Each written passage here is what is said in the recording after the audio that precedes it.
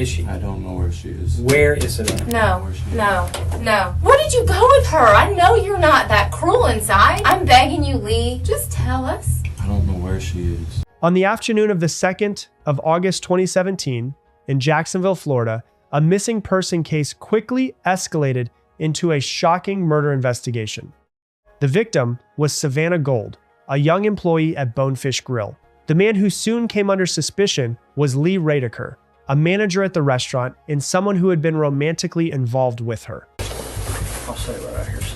You can go have a seat for me real quick. I'll be right back, okay? Yes, sir. Hey, man. How you doing, buddy? Good. You remember me from the other day, Detective sir. Reeves? Okay.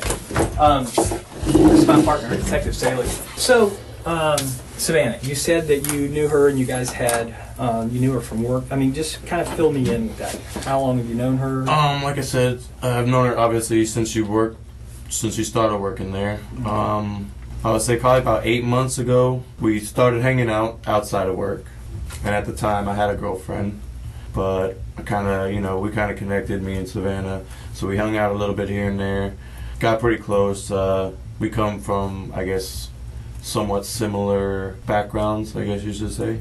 Things took a disturbing turn when Savannah's family received text messages claiming she was quitting her job and running away.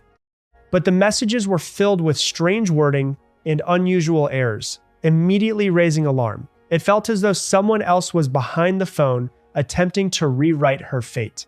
So we kind of connected, hung out for a little while. I'd probably say a period of 2-3 months. Okay.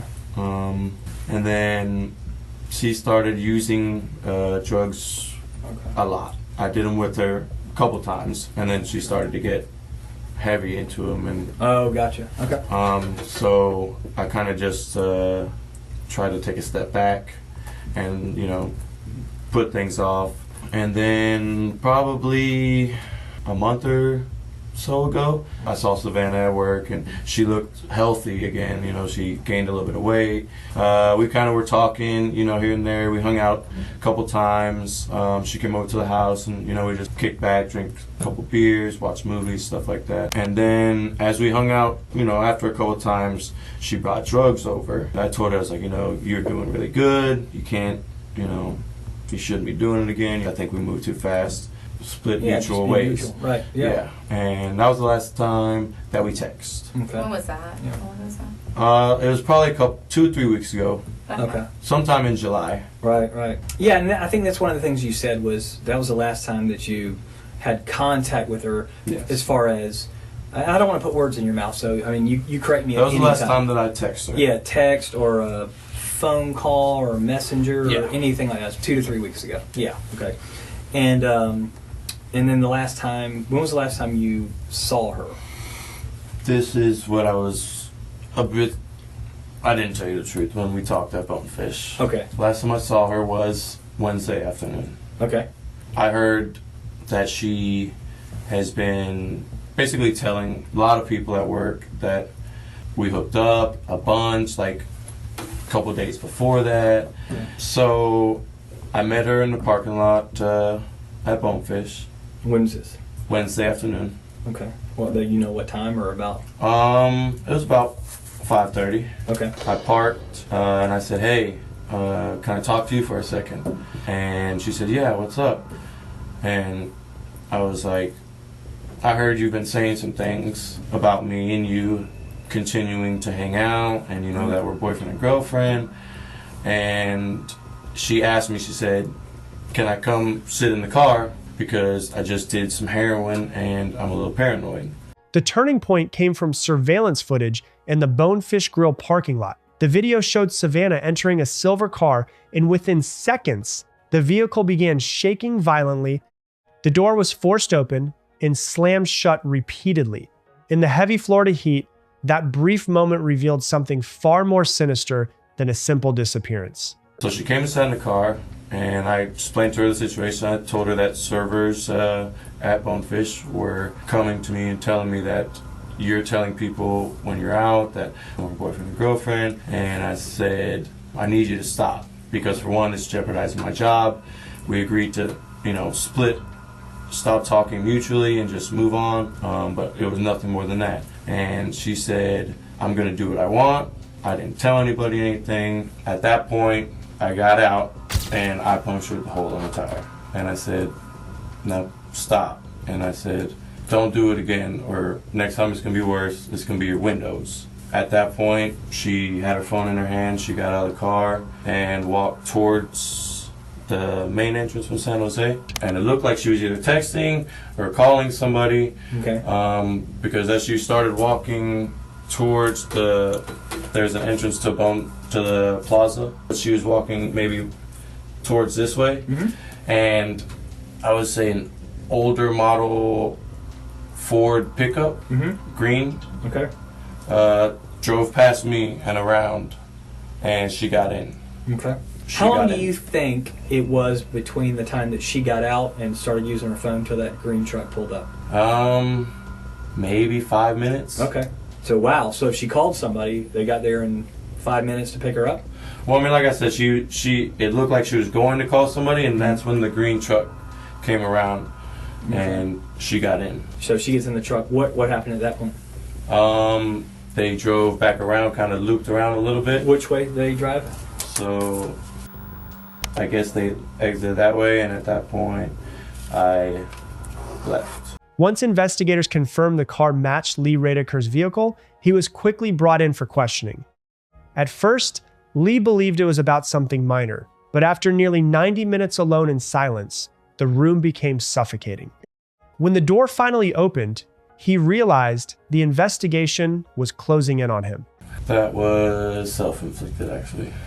Why? I just have been having kind of a hard time. To your neck? I couldn't. Yeah, I did. And What did you use? a knife. When did you do that? Some time in July.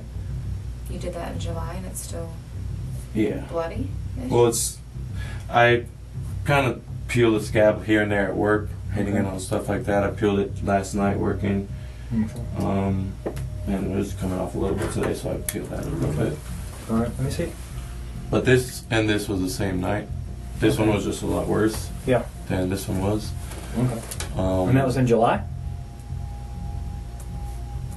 Yeah. Okay. Like a few weeks back? Yeah. Okay. I met her in the parking lot at Bonefish When was this? Wednesday afternoon. What happened to your neck? That was self-inflicted, actually. What did you use?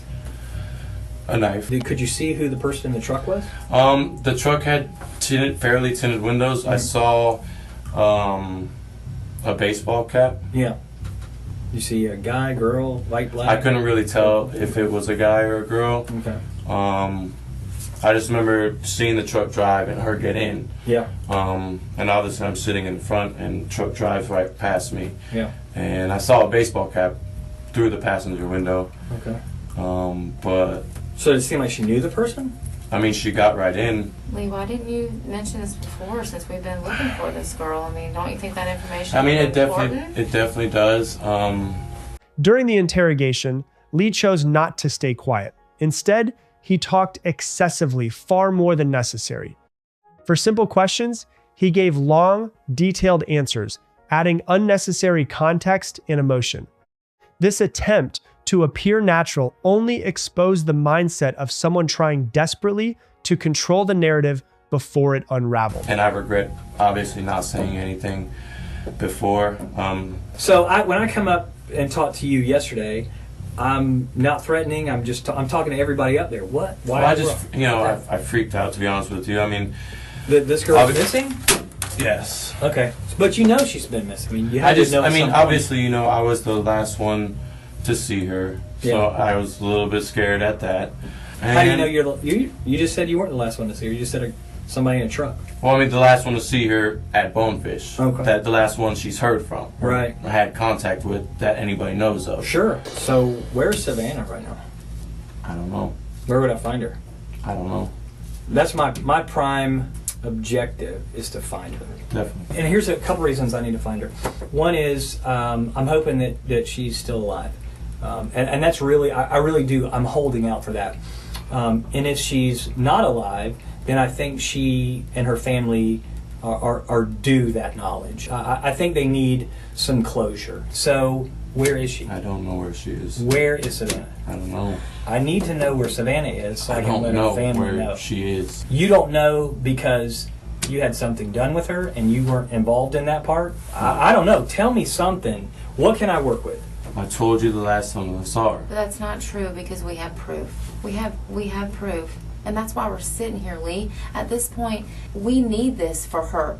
I mean, I look at that little girl and I think of my little girl. My little girl who's her age. That's who I think about. If that was my little girl, I couldn't imagine. I don't care what she said about you or whatever, but my little girl is that age. Maybe And you're not telling the truth. Maybe something gets out of hand in the car. I didn't do anything. Okay, you didn't do anything, but she was in your car. She never got out of your car.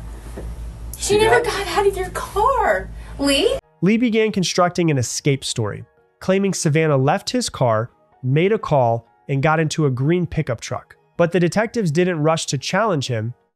They let him continue, letting each added detail weaken his own story. Inside that cold interrogation room, his confidence slowly collapsed into visible uncertainty as he realized the police knew more than he expected. She never gets out of that car. And you drive off. She never gets out of that car. There is no green truck. And that's not right to her. We're fact finders, Lee. I don't have anything personal against you. No, not at all. I mean, it's we're over. just fact finders. Tell us We're what just happened. doing Where our is she? job. No. Where did you go with her? Where did you go with her, Lee? Be human. You're a human. You're a man. Where did you go with her? I know you're not that cruel inside. Maybe you Please. don't know where she is now. Where did you go with her? Please. I'm begging you, Lee. I know you're not an evil person. I don't see that in you. I don't see that in your history. I don't hear those things about you at work. Is she still at your house? No. Okay. Is she still in your car? No. Okay. Well, then where is she? What was going on in the back seat? For the doors to be kicked open. She kicked open that door 3 times, Lee. She kicked it. We saw it. And you know I'm not making it up because I wouldn't know this because I wasn't there unless we had video of it, correct? Yes, correct. I'm not trying to trick you. I'm just a fact finder. I mean, she was upset. She tried to slap me. I slapped her.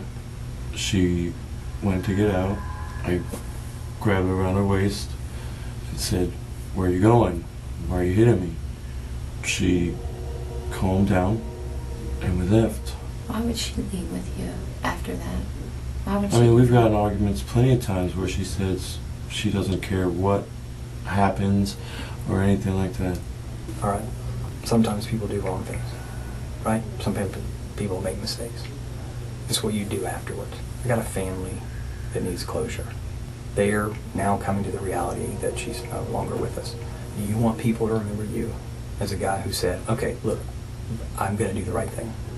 Or do you want your family and everybody else to think that you're some evil, heartless person who won't tell us where she is? I don't think you're that kind of guy. I don't think you're evil. Just tell us where she is. Closure for her family. She was hitting me. She wouldn't stop, and I squeezed back. I just squeezed her hard. You squeezed her around her neck or around her neck? She just wouldn't let go. I didn't let go. Where is she now? Please tell us where she is. All I want to do is leave me. It's a pond on the west side of the Club du Clay. Club du Clay? Yeah. Okay. At Longchamp. Yeah. Okay. The outcome of the case was more devastating than Savannah's family had feared. Just days after Lee's confession, search teams discovered Savannah Gold's remains in a pond on the west side of Club du Clay near Longchamp Drive. Her body had been burned so severely it was nearly unrecognizable, and even the cause of death could not be clearly determined. Lee Radaker later pleaded guilty to second-degree murder, and in March 2021, he was sentenced to 40 years in prison. The case may have closed legally, but for those left behind, the nightmare never truly ended.